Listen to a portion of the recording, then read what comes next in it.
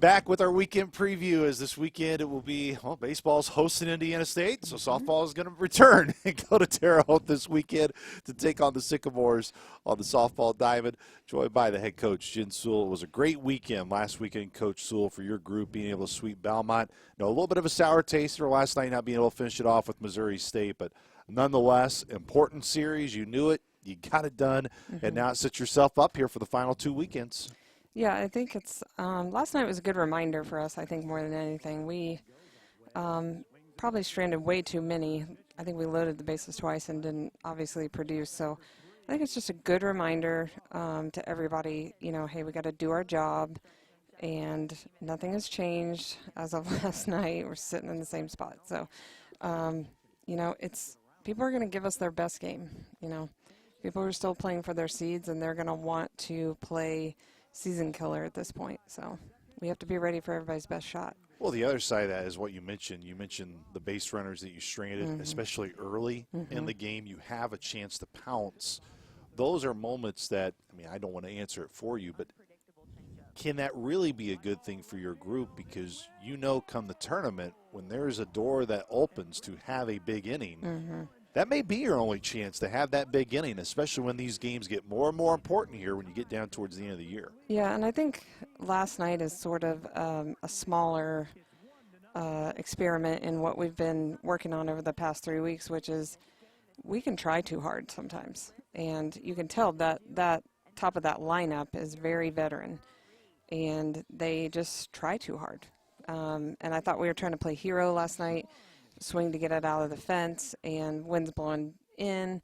I thought the kid from Missouri State pitched one of the best games that she's had in her career, pitched us right into the wind, and a lot of pop-ups, and we swung for the fence instead of swinging right in front of the outfield. And they stood on the warning track and caught everything, and they took a great swing. They took 2 great swings in the ballgame and struck out 13 times.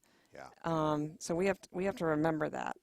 It's just a really good reminder that A, you'll get everybody's best game, and B, you can either play victim or you can do your job, right? And I think that's one of those things is you can actually try too hard and then sort of be so mad at yourself that it rolls into the next at bat. So we had a good conversation last night about hey, let's just do the basics, right? We don't have to put out a grand slam early in the game. Yeah. Just hit a ball hard. That's the biggest thing. We've got people trying for the scoreboard, and we need to try for a good single in front. So, and the other challenge too is no question you have bats that can reach that scoreboard. Absolutely. We've seen especially recently with what Jackie's been doing. Yep. But what is the key when you're in that stretch where maybe you see a team trying maybe a little bit too hard? What's kind of the most commonality thing that you find Coach Sewell's success of, whether it's not necessarily a conversation, how do you get them basically focused back on what you want them to really rely on? Well, I think you have to address it, right? You can't continue to act like a ghost is in the room. You have to talk about it. That's the biggest thing. I think some people are just so relieved to talk about it. I just haven't been good lately with runners in scoring position, but I've been really good otherwise. So, and then you have a lot of players too that forget their last great moment. And as a hitter, that can be really frustrating because you're going to get out a lot. So you can use sort of the confirmation bias to say, hey, I'm not very good right now. Or because I've popped up, and you can use all that evidence to, against yourself. Or you can go back and look and say, actually, I'm trending pretty hot over 8 games, and maybe I just missed one time. So, I think that older group wants it really bad, and sometimes you can want it, and then you don't actually execute it. So I think we've had a long conversation about, let's just do, let's just hit a ball really hard and see how it falls, One of the areas, Coach Sewell, when you looked at your team this year, they've shown such great resiliency at really key times. And I think nothing better than Game 2 of that series against Belmont, where it seemed like, all right, where's the traction going to come? When's the momentum going to flip? And then it finally did. Bailey Kaler was a big reason why. How massive was her weekend and just how big she has been, of course, being one of those members of this really iconic senior class that's going to be remembered for a long time. If you want to find the steady Eddie in that group, that's Bailey Kaler. That's her day every day. She does not really ride too many emotions, and she just has quietly done her job for so long, for 4 years. And she's just you can tell she's feeling it, but she also doesn't go up and down with every at bat. She's a great adjuster too, and she's very even, and people look to her in those moments to say, hey, what are you doing that I can also do? What is your adjustment? Why are you seeing the ball so well? But I think she doesn't use every, failure in that sense to tell herself how good or bad she is. She just goes to the next at bat. She can really drop it too. It's really a veteran thing just to forget. She has a very short memory. So. Well, Bailey had a really good weekend. Obviously, Jackie did too. I mean, just big at bats after big at bats, and then Mattia getting all 3 decisions. Yeah. When you think of the weekend, 2 wins, and then of course getting the save on Saturday. Again, I feel like I have to be creative in different ways of how I ask you, and I've said it time and time again. But as you're competing for a championship, what continues to impress you with what Mattia continues to do each and every weekend? Yeah, I think for the most part, I mean, the only way to beat Mattia is what Missouri State did last night. Take 2 really great swings, right? Yeah. They struck out 13 times, but they took 2 really great swings. And it's like I told, and she's probably not ready to hear this last night, but, teams aren't going to beat her like that very often. So she's human, and she's probably allowed 1 off game. So that was her 1 off, Yeah.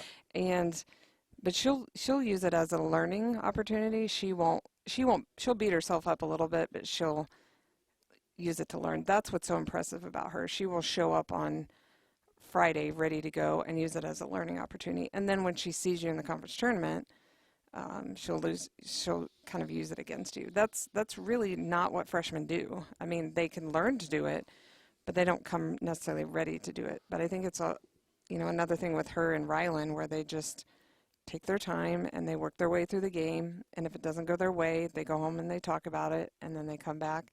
They have a great conversation in the bullpen with Katie, and then they get on with it. So it was probably, I could tell she was very frustrated after the game. She really felt like, she wanted 2 or 3 pitches back. And I was like, hey, listen, like we've got to have your back as well. We have to put up the runs. We can't strand 11. So run support is still important. So when you have that 1 a year where, you think you've not done your job when actually you threw a really great game, we need to step up and help you. So I wish my really bad game a year was just giving up 4 runs on basically 2 swings. I mean, my pitching career ended when I was 12. I took 1 to the shin, and my dad was like, listen, this is not going to work.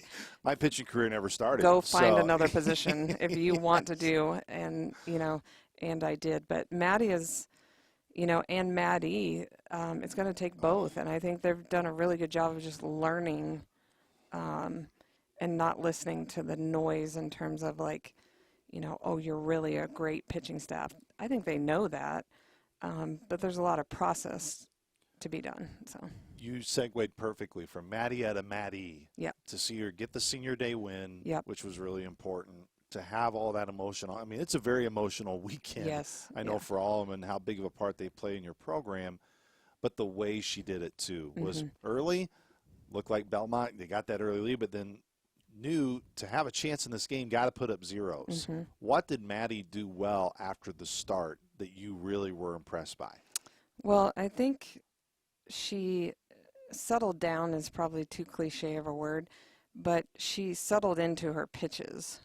I thought early she was probably, instead of just go ahead and choke them out, right? It's like, don't show them everything in your arsenal.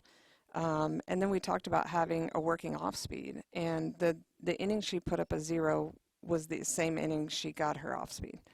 And when she's that good, she can beat anybody. And sometimes you have to give her the chance. She deserves the opportunity to settle in. And I think we know enough about her now to know if she's going to settle in. And it's just like last night, like coming in and just shutting that right down and getting us off the field. She can do that. Yeah. But her pitches combined with her off speed make her deadly. So I think the Saturday thing, as soon as she stuck a 0 on the board, it's like the offense could get going. We needed just enough of a stop. It's like getting a basketball stop to me, on a big run. Just get us a stop and let's get the ball back into our offense's hand. Well, looking towards this weekend against Indiana State, Coach Pooch, last year they had a heck of a run in the tournament here, being able to beat Northern Iowa, obviously facing you guys in the tournament championship game, which rematch, I guess you could say, of the tournament game last year here in Carbondale.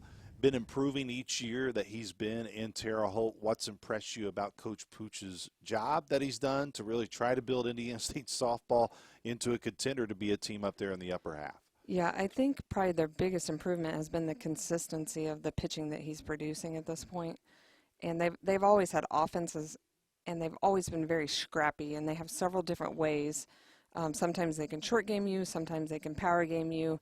But I think the pitching has really settled down for them. They have a real good 1-2 punch once again.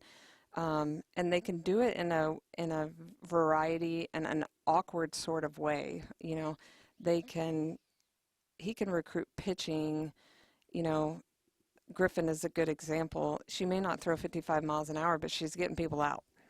And so they'll do a lot of different things that'll make you feel very funny at the plate, and then sort of run on you, short game you, single through the middle, pop one off the wall. And they're very good at home. They've had a great home record, and I think he's really established that program as like, hey, we don't need to be in the 8 through 12. We can stay up here in the 3, 4, 5 range, you know. And I think he's fighting again this year to try to do that. But he always has really good athletes, and I think that's in Indiana. He's getting some of those better athletes now. Well, and you've seen it too. I mean, look, you guys have done such a great job here in Carbondale of building this program to where it's the expectation now of getting to the regional, and not just getting the regionals, but winning regionals and being able to progress in the postseason. But when you have a magical run like they did last year, look, Indiana State did that. I believe they won the tournament like 2016, was able to get, actually won a game when they went under Coach Bauman at the time. But weren't able to sustain it, you know, but you still see teams where that's where it starts. It starts where you get a lot of success with still a good amount of teams, or it's Lauren Sackett, whomever, that are back and can carry that experience for them this year. Yeah, and they still have, you know, Kennedy Shade, I think, was a big part of what they did last year. The Henning sisters were a huge part of what they did last year. That core is back. And Sackett can be, we're talking about a player that was recruited by the top clubs, you know, Power Fives in the country. She has that in her, and this year it's a very 1-2 punch with a very spinny kid and then a Sackett who can just power you down, much like Maddie Everly. So they present some very unique things that, you know, normally you just prep for a rise ball, curveball, screwball type kid, and then you prep for maybe a down baller.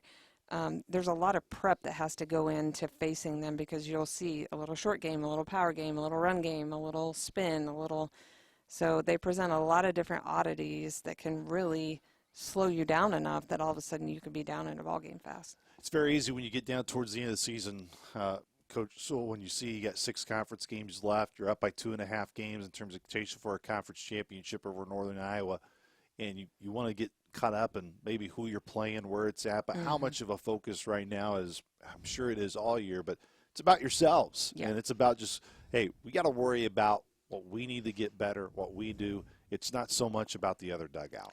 Yeah, I think we talked about it last night. We're not going to wish and hope our way to a conference championship, and we can't decide it today. We can start towards that, and we can take care of Friday first. And I think you and I have talked about that before, but we talked about it in the postgame. We, as the 22 that we are, and I would include the 3 coaching staff and David Rule, our athletic trainer, and Meade, we are enough as we are. And I think it's important that we continue. We have a routine for a reason, and we need to continue to do that routine. We've been through a lot this year in terms of weather, in terms of travel, in terms of just some stuff we can't control. When we start to buy into the fact of things we can't control, that's when you see us get scrambled. But when we focus on ourselves and we don't let people on the outside tell us about the standings and all that, we tend to be very good. And we've been very good on the road. I think it's almost important that we get on this road swing, right, and take care of our business, because that's, from here on out, that's the way it's going to be. We will not come home. And I think getting through the Indiana State weekend playing well. We really went through a gauntlet of some pitching. I thought we saw UNI, we saw Belmont, we saw Evansville, it was a very tough offense gauntlet that we went through for about 3 weeks. And I think our goal is to we challenged our defense. They responded. We're going to challenge our offense. I think they'll respond.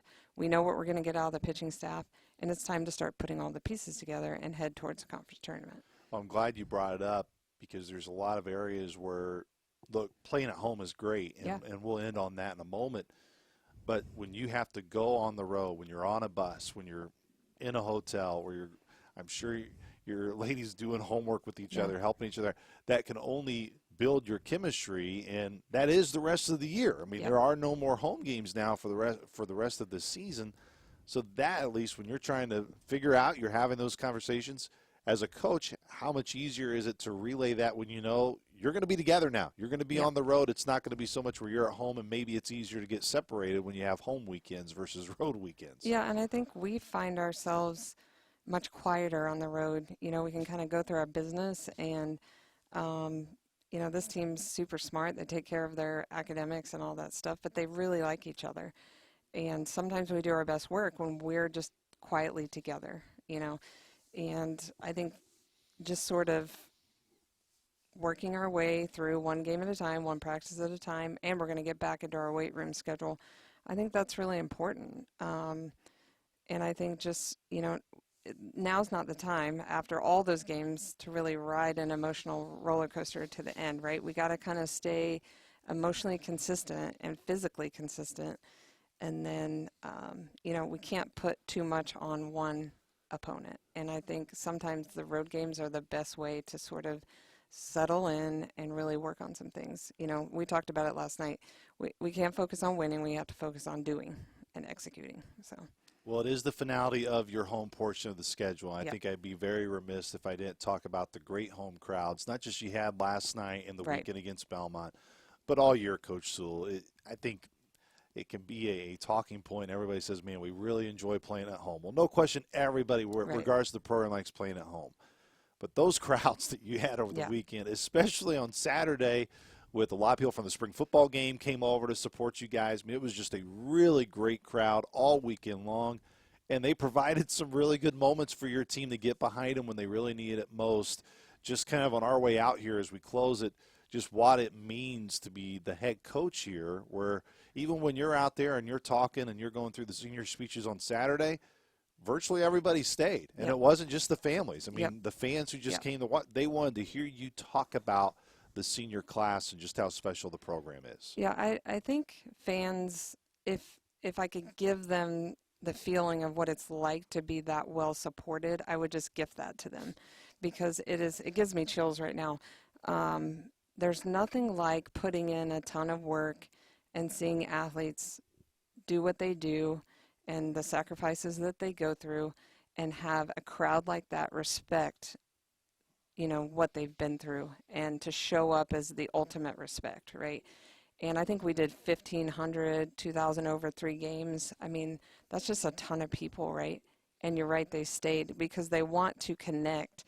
That's the best thing about this community, is you can connect the athletes to the community, whereas maybe at a bigger university, we get swallowed up by the fandom of other sports. But here you can really share it with basketball and football and even men's golf. I mean, to see the hype over their win was huge. But I can't tell you what it means to players to really wear that across their jersey, and then to say in the grocery store, in the line at Walmart, in the car wash, and have them come up and say, we watched you play. And on top of that, my daughter or my little cousin, or I see little girls out there now because of Maddie throwing a ball into their glove, right? They just want to meet Maddie. They want to meet Jackie. They want to meet Riley. They want to meet Emma Austin, right? And to have that sort of experience for our athletes is really cool. Every time I look up, I just think, wow, like, you know, you can't be any more grateful than just to be in the seat and clap your hands. And when I think the ultimate moment was really Belmont on Saturday, and when the crowd just lost it. And when we went ahead, you just knew, like, that's a win, right?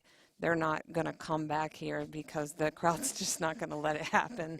And it's the ultimate senior day experience, right? That comeback win, it just feels so good. It's like a huge hug. So there are cheers and then there are roars. Roars, and yeah. That was no question Yeah. a roar that when it happened, it Yeah. was felt. You just knew everybody. the top was going to come off. If it had a top, it was going to blow, and it did. Well, we say it all the time, Coach. So it's hard to win on the road, and it's going to Yep. be hard, as you know, from here on out. But Yep. we'll obviously still catch up with you with every week throughout the season. We appreciate the time, and I know a little bit about Terre Haute, so be careful this weekend. I know Coach Pooch and them are good people, but They are great people. Yes, they're great people. But Coach, appreciate the time and good luck this weekend. Thank you so much.